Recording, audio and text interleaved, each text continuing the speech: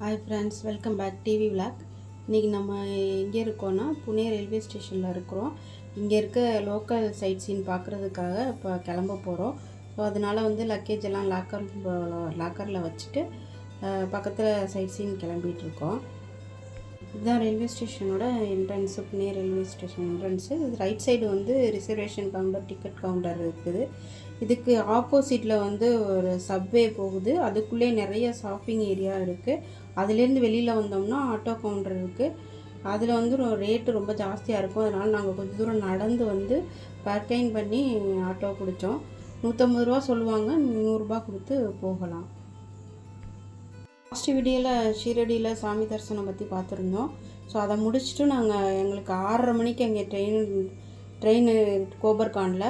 So நாங்கள் 4 மணிக்கு கிளம்பி அங்கேருந்து தனியாக ஆட்டோ பிடிச்சி தான் கோபர்கான் வந்தோம். 500 ரூபா கேட்டாங்க, 400 ரூபா கொடுத்து வந்தோம். அப்புறம் புனே ரயில்வே ஸ்டேஷனில் வந்துட்டு ட்ரெயினுக்கு ஒரு 4 ஹவர்ஸ் இருந்ததுனால லோக்கல் சைட் சீன் இப்போ கிளம்பியிருக்கோம்.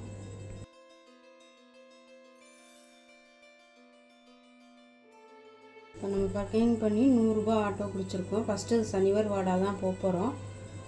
போகிற வழியெல்லாம் பார்த்திங்கன்னா பிளாட்ஃபார்மில் இந்த காமிச்சிருக்கோம் பாருங்கள் வீடியோவில். நிறைய பேர் பிளாட்ஃபார்மில் அப்படியே குடிசை போட்டு இங்கே இருக்காங்க.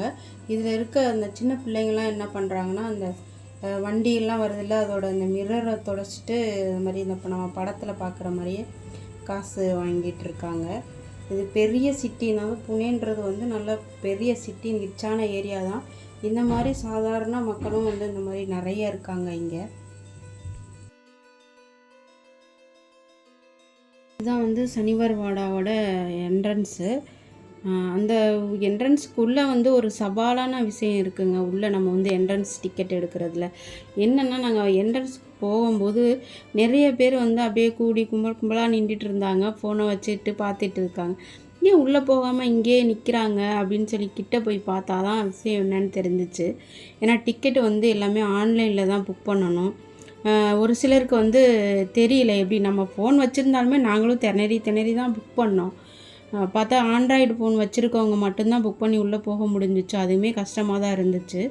நார்மல் ஒரு சிலர் புக் பண்ண முடியாமல் இதுக்குள்ளே போகிறதுக்கு நம்ம வீட்டுக்கே போயிடலாம்னு சொல்லி நிறைய பேர் கிளம்பி போயிட்டாங்க. உங்களுக்கு அங்கே நீங்கள் போகிற மாதிரி இருக்கீங்க அப்படின்னா புக் பண்ணுறது எப்படி அப்படின்றது நீங்கள் கமெண்டில் கேட்டிங்கன்னா கண்டிப்பாக நான் வீடியோவில் போடுறோம். இதில் opening time morning 9:30 to evening 5 o'clock. Entrance fees 20 rupees. இந்த 20 rupeesக்கு தான் இவ்வளோ சவாலான டிக்கெட் எடுத்து உள்ளே போகணும். என்ட்ரன்ஸ் கேட்டு அதுவே உங்களுக்கு படு பயங்கரமாக பிரம்மாண்டமாக இருக்குது. அந்த கேட்டில் பார்த்தீங்கன்னா ETS சொருகி வச்சுருக்காங்க. இதெல்லாம் 18ஆம் நூற்றாண்டில் சேர்ந்தது அப்படியே இருக்குது. பார்க்க ஆச்சரியமாக இருக்குது. உள்ளே வாங்க, போக போக நம்ம அந்த கோட்டையோட வரலாறு சின்னதாக பார்க்கலாம். இதுதான் அந்த புக் பண்ண டிக்கெட்டு பார்கோடோட. சனிவார் வாடான்றது மகாராஷ்டிரா மாநிலம் புனே நகரத்தில் மையத்தில் அமைஞ்சிருக்கிற கோட்டையோட கூடிய ஒரு அரண்மனை ஆகும். இது 18ஆம் நூற்றாண்டை சேர்ந்தது. ஒரு வரலாற்று சிறப்பு மிக்க ஒரு கோட்டையாக இருக்குது. இது சனிவார் வாடா 1818 வரை மராத்திய பேரரசின் பிரதம அமைச்சராக இருந்த பேஷ்வாக்களின் அரண்மனையாகவே இது விளங்கியிருக்கு. இந்த அரண்மனை பார்த்திங்கன்னா 7 அடுக்குகளை கொண்டிருக்கு. 7 அடுக்குகளாக இருந்திருக்கு. இதில் தரத்தளம் கருங்கற்களாக கட்டியிருக்காங்க. இது ஆங்கிலேயர்கள் மராத்திய பேரரசு ஒரு போரில் 3ஆம் ஆங்கிலேய மராத்திய பேரரசு போரின் போது பீரங்கியெல்லாம் ஆங்கிலேயர்கள் கோட்டையை தகர்த்துருக்காங்க. பாதி தகர்ந்துருச்சு. இந்த கோட்டையில் யாரெல்லாம் இருந்திருக்காங்கன்னா, அரச குடும்பத்தினரும் அவங்களுக்கு உதவியாக இருந்த உதவியாளர்கள் குடும்பங்களும் இந்த கோட்டையில் வாழ்ந்துருக்காங்க. இதில் போருக்கு அப்புறம் பார்த்திங்கன்னா 1828-27 பிப்ரவரியில் ஒரு தீ விபத்து நடந்திருக்கு. தீ விபத்து 7 நாட்கள் எரிஞ்சிருக்கு. 7 நாட்கள் எரிஞ்சதில் 7 அடுக்கு அரண்மனையும் முற்றிலும் எரிந்து போச்சு. எரிஞ்சிட்டு தரைத்தளம் மட்டுமே இப்போ மிஞ்சி இருக்குது. இந்த கோட்டையை எதுக்கு சனிவார் வாடா அப்படின்னு சொல்கிறாங்கன்னா, மராத்தி மொழியில் சனிவார் என்னன்னா சனிக்கிழமையும், வாடான்னா மக்கள் வாழ்கிற குடியிருப்பு பகுதியின் பொருள். அதனால தான் சனிவார் வாடான்னு சொல்கிறாங்க. இந்த கோட்டையை கருங்கல், செங்கல், சுண்ணாம்பு, தேக்கு மரங்களை கொண்டு தான் கட்டியிருக்காங்க. வெறும் 16,110 ரூபாய்க்கு கட்டியிருக்காங்க. இந்த கோட்டை வந்து கட்டுறதுக்கு வந்து அவங்க அடிக்கல் நாட்டினது வந்து ஜனவரி 1 1730 ஆரம்பிச்சிருக்காங்க. 1732 வந்து முடிச்சிருக்காங்க, அதாவது ஜனவரி 22. நீங்கள் பார்க்குற இந்த பகுதியில் தான் லைட் ஷோ நடக்கும்.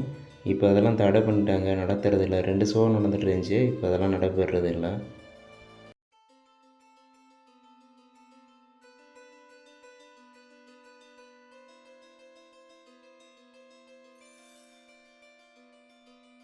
இது கோட்டையோட காம்பவுண்டு, அது மேலே தான் நிற்கிறோம்.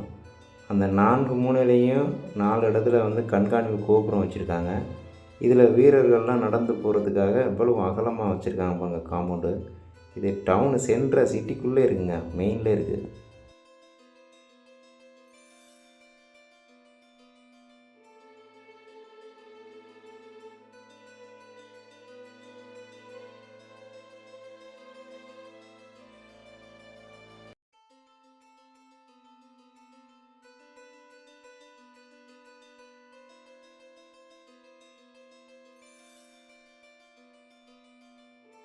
லைட் ஷோ பார்க்குறவங்களுக்கு இந்த ஏரியாவில் தான் அமைச்சிருக்காங்க. இது நேர் ஆப்போசிட்டில் தான் லைட் ஷோ நடக்கும். முன்னாடி நடக்கும்போது இந்த ரைட் சைடில் தெரிகிறது பெரிய மால் மாதிரி பில்டிங். இது வந்து நானா வாடா, இதுவும் ஒரு வாடா தான். இதுக்கப்புறம் அந்த வாடாக்கு போகும்போது அதை பற்றி நான் தகவல் சொல்கிறேன்.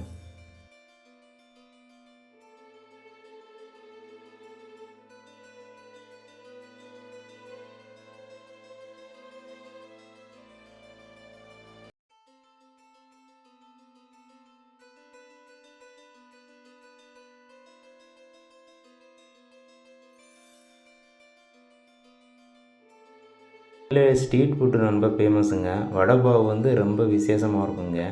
வெளியில் வந்தோம், வடைப்பாவு சாப்பிட்டோம், நல்லா டேஸ்ட்டாகவே இருந்துச்சு. இங்கே ஸ்ட்ரீட் ஃபுட்டு தாங்க விசேஷமாக இருக்குது.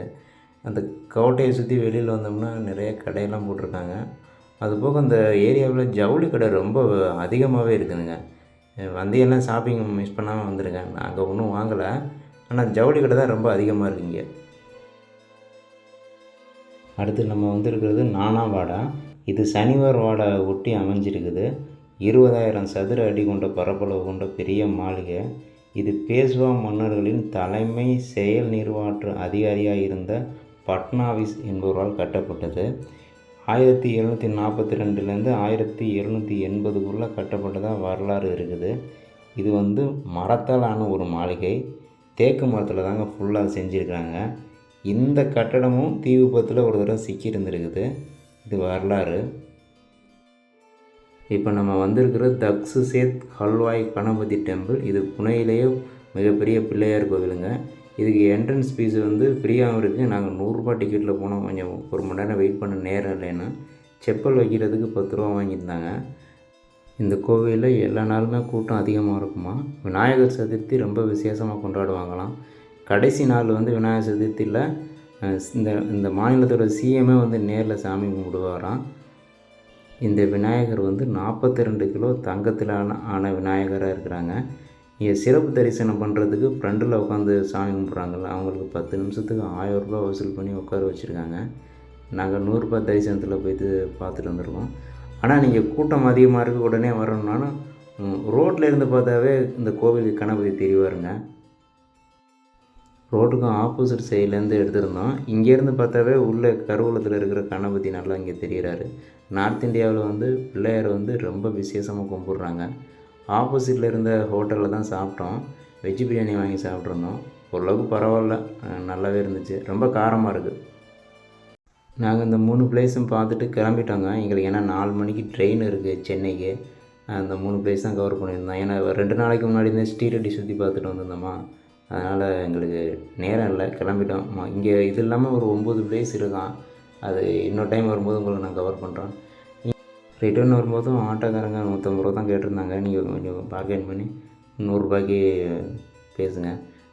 நீங்கள் மற்ற ஃப்ரீயாக இருக்கிறனால சண்டேலாம் மற்ற நாள்லாம் வந்துட்டீங்கன்னா 70 ரூபாய்க்கு கூட வருவாங்களாம். இன்றைக்கி ஞாயிற்றுக்கிழமை தான் கூட்டம் அதிகமாக இருக்குது. ரயில்வே ஸ்டேஷனில் என்ட்ரி ஆகிற போது இந்த ஏரியாவில் தான் டிக்கெட் ரிசர்வேஷன் அன்ரிசர்வ் டிக்கெட்லாம் வாங்குறது. நீங்கள் நுழையிறது வந்து டிக்கெட் போடுறதுக்கு அந்த லாஸ்ட்டு லெஃப்ட்டில் கடைசியில் போகணும். நம்ம வரும்போது காட்டினேன்ல, அதுதான் என்ட்ரி உள்ள நுழையிற இடம். இது ரிசர்வேஷன் ஏரியா. இந்த ரிசர்வேஷன் பண்ணுறதுக்கெல்லாம் வெயிலில் நிற்கிற மாதிரி தாங்க வச்சுருக்காங்க. ஒரு சீட்டு கூட போட்டு வைக்கல. கூட்டம் ரொம்ப பெருசாக இருக்குது. லைன்லாம் ரொம்ப 100 பேருக்கு மேலே அன்ரிசர்வ்லேயே நிற்கிறாங்க. ரொம்ப முக்கியமான விஷயம், இங்கே லோக்கல் ட்ரெயின் அன்ரிசர்வ்லலாம் யாருமே ஏற முடியாதுங்க. நம்ம ஊரில் பஸ்ஸில் பாருங்கள் ஃபுட்போர்டு அடிச்சுட்டு போவாங்க. அது மாதிரி வாசப்படியிலே 10-15 பேர் தூங்குறாங்க. அன்ரிசர்வ்லாம் ரொம்ப மோசங்க. அன்ரிசர்வ் கணக்கு பண்ணி இங்கே இந்த பக்கம் வந்துட வேண்டாம். எங்களுக்கு ட்ரெயின் 4:15க்கு எல்டிடி காரைக்கால் எக்ஸ்பிரஸ்ஸு இங்கேருந்து சென்னைக்கு போகிறோம். இந்த வீடியோ பிடிச்சிருந்தா லைக் பண்ணுங்கள், ஷேர் பண்ணுங்கள், சப்ஸ்கிரைப் பண்ணுங்கள். தேங்க்யூ ஃபார் வாட்சிங்.